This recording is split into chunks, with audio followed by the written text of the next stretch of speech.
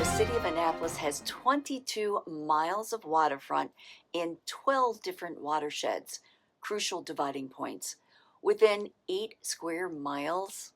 It's Friday, September 27, 2024.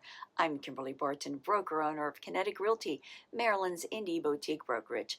This is the Annapolis Real Estate Report.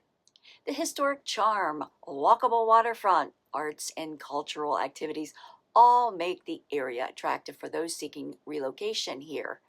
Housing prices and limited availability continue to be challenging. Inventory inches up week over week and now is at 159 homes for sale in Annapolis, and there are more coming soon, 23 this week.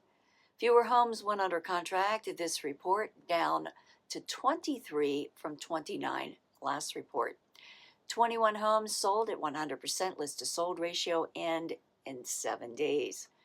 Rentals rose to 34 available at $3,075 median dollars per month, the amount which equates to a $525,000 home price.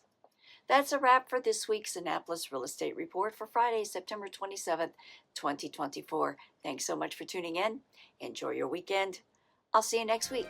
Stay safe. Take care.